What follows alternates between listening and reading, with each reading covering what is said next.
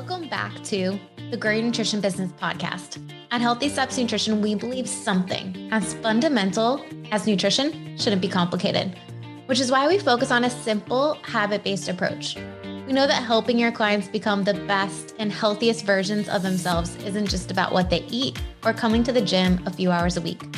We, as gym owners and coaches, have to focus on a holistic approach, looking at support systems, stress management, sleep, mindset, lifestyle, and of course, exercise and nutrition. I'm your host, Nicole Coyne, registered dietitian and founder of Healthy Steps Nutrition, CrossFit HSN, and HSN Mentoring. I'm also the author of The Basics of Nutrition Coaching, CrossFit Preferred Nutrition course.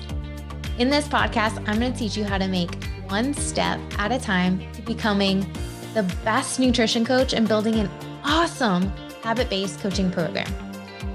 Today's podcast guest is Amanda Haar. She is a lead dietitian at Healthy Steps Nutrition, helping all of our women looking for nutrition support related to hormone health. She also works with a lot of families. She has a ton of certifications and is a wealth of knowledge related to hormone health. Hormone health is a popular topic, and a lot of women are asking about support and nutrition recommendations based on where they're at in their cycle and where they're at overall, premenopausal, postmenopausal. And it's important as health and wellness nutrition coaches that we understand some of the basics around hormone health. So today we are diving in. I hope you enjoy. There are a few additional episodes on Nutrition Made Simple, all related to hormone health. So if you are super interested in all the content that we're talking about today, click the link in the show notes and you can get links to those Nutrition Made Simple podcast episodes also related to hormone health. That podcast is a direct to client podcast. So a lot of the coaches, gym owners that have partnered with Healthy Steps Nutrition use that podcast as additional resources and support for their clients. All right, well, I hope you enjoy this episode. We will get to this episode right after this message. All right, I have talked about the Healthy Steps Nutrition Live Workshop for a while now. We are less than 2 months out. It is going to be 2 packed days of learning, networking with other health professionals, fitness professionals, and just having so much fun in Nashville, Tennessee. This event is open for gym owners and coaches. So if you are looking to expand your knowledge, add more tools in your toolbox, connect with other health, wellness coaches and gym owners looking to provide a holistic approach inside their gym, we would love for you to join us in Nashville, Tennessee. There's only 200 tickets. We have about 50 tickets left to this event, so make sure that you click the link in the show notes and lock in your spot today. We hope to see you in Nashville, Tennessee on September 16th and 17th. All right, let's get to this episode. Amanda, welcome back to the Grow Your Nutrition Business podcast. Thanks for having me again. I'm excited. This is the second episode that you are on. Today we are talking all about hormone health. It has been a common theme that more coaches are interested in it, and also more clients are interested in their own health related to hormones. You've been passionate about it for quite some time. Right. Over a decade is when it all started, actually. So it's been so cool to see how much more we've learned in the past decade about hormones, about fertility, just like all of that goes along with that we have so many more actionable steps to kind of like biohack or optimize our well-being through just our hormones. Why should coaches care about this, or at least do their own research for themselves and in regards to helping their clients?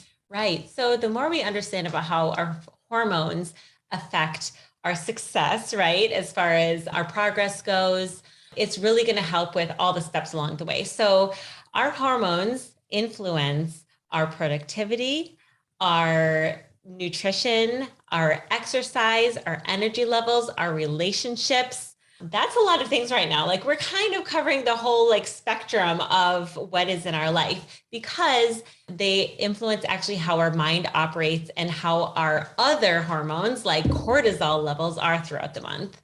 Most women have no idea any of this information. And you recently, by recently, I mean at the beginning of this year, did a hormone health 6-week challenge just to get the information out and kind of help people understand it.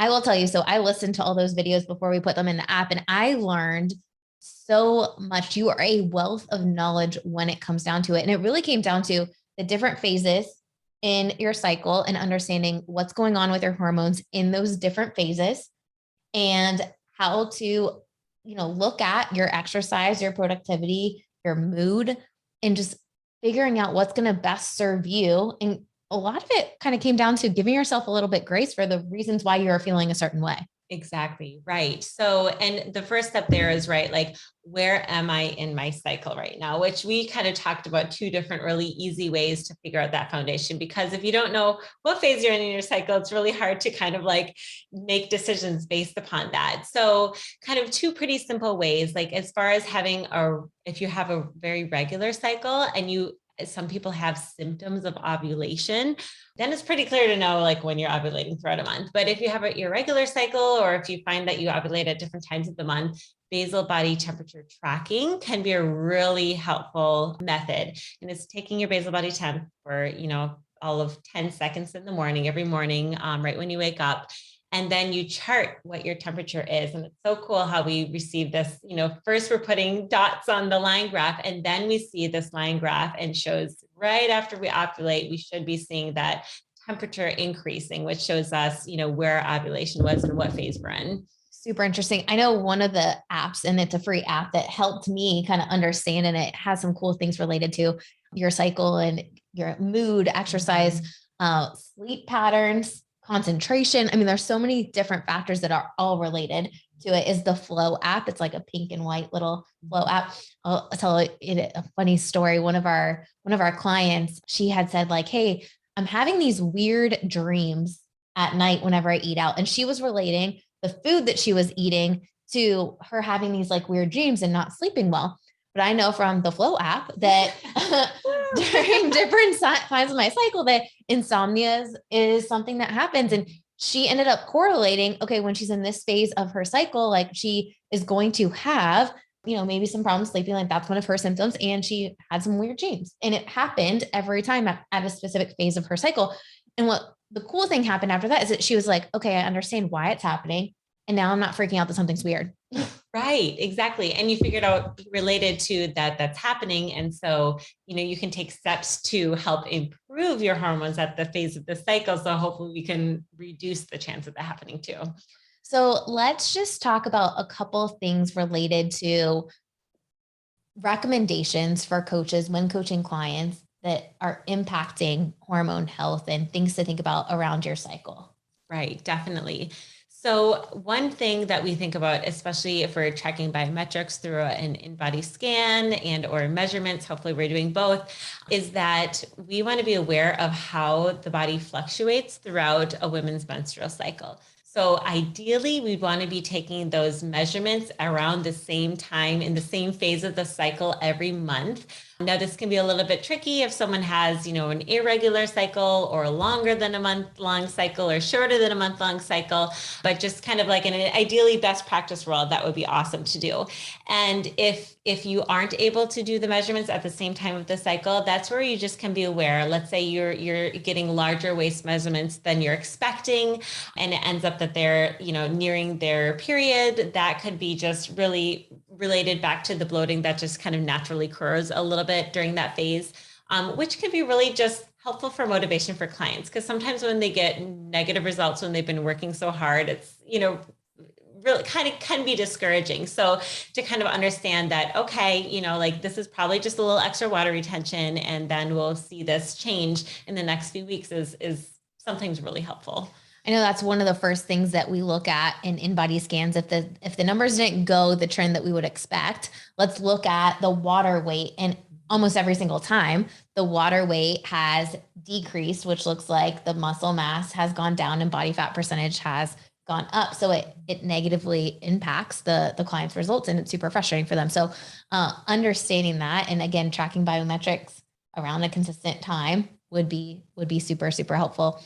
One of the things that you talked about in the 6-week hormone challenge was relating your cycle and your hormones and different fluctuations to the types of workouts that you do. Right. And I think this is really, really cool, especially if for me, I've now realized a lot of my life, I've always been kind of like an over exerciser. I love movement. I love exercise. But if we're doing that, especially during the second half of our cycle, that can lend to overstimulating cortisol, right? Which we know that tends towards more inflammation and honestly, more irritation. So, and it's great to think about like in whatever your client does, right? Like they might not be able to do a combination of Pilates and yoga and running and all these different things throughout their workout. But let's say like if they're a CrossFitter, they may be able to make modifications when necessary, especially because in the Women's Health Challenge, it was really cool to have a lot of coaches participate and a lot of them do CrossFit.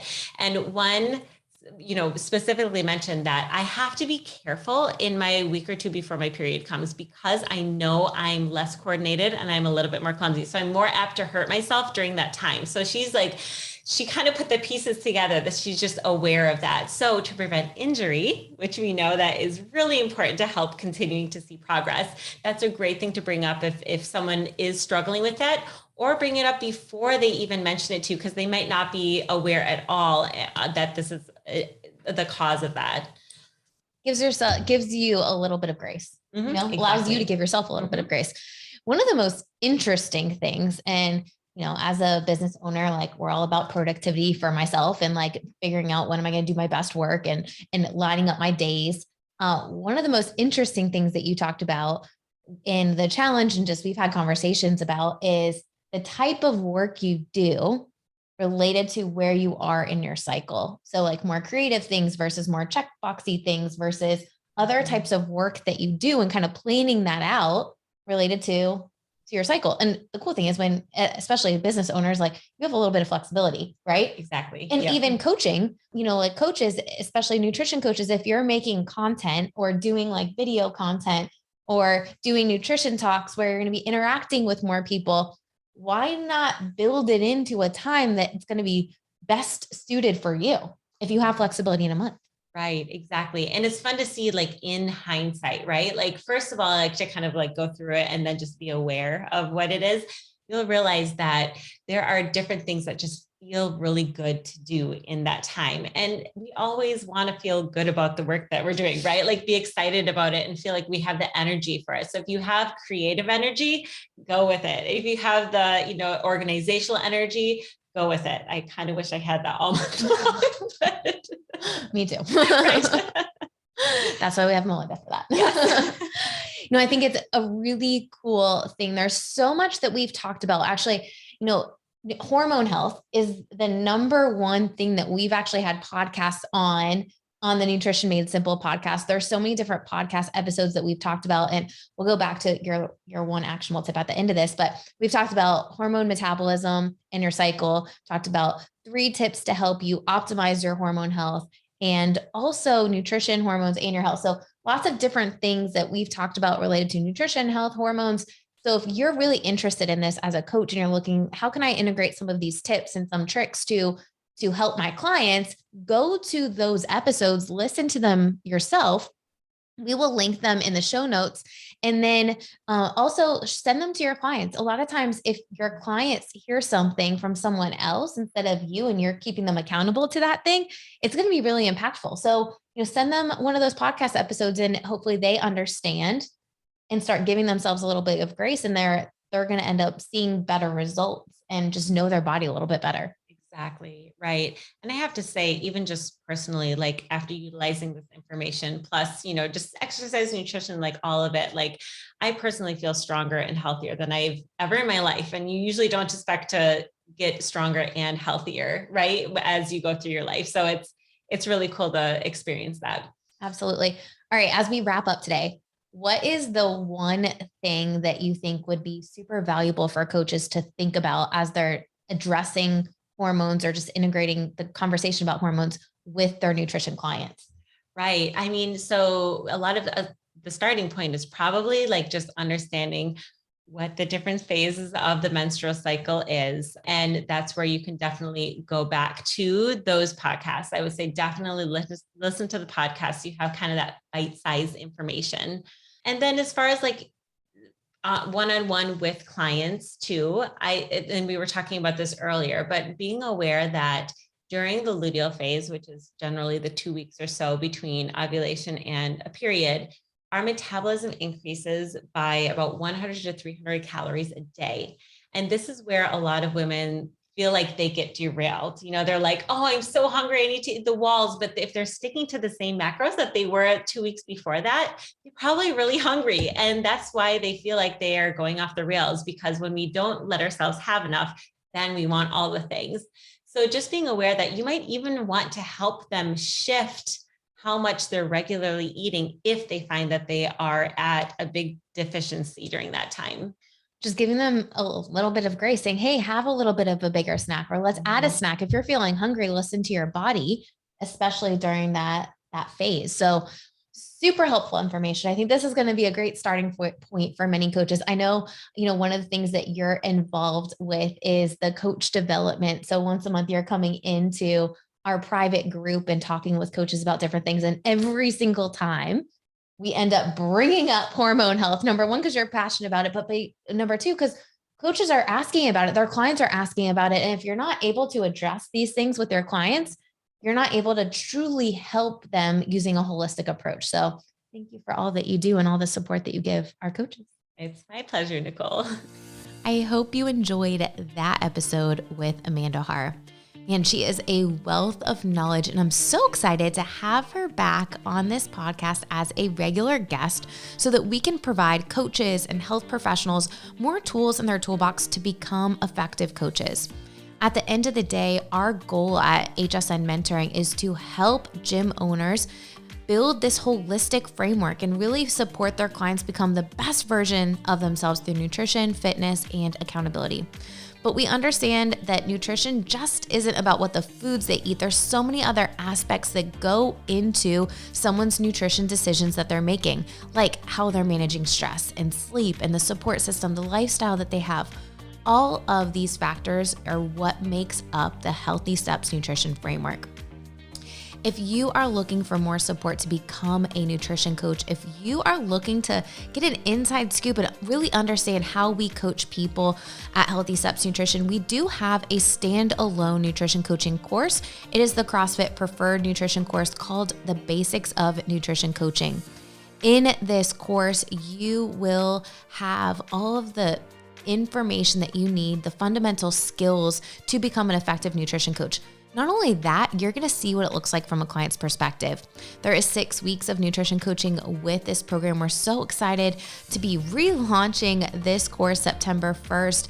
If you want to join this initial group after the course has been relaunched, now that we're including nutrition coaching and there's some group calls, a ton of support to help coaches feel really confident, click the link in the show notes. All right, I hope you enjoyed this podcast episode. Please don't forget to subscribe, leave us a review, and we'll see you back here next week.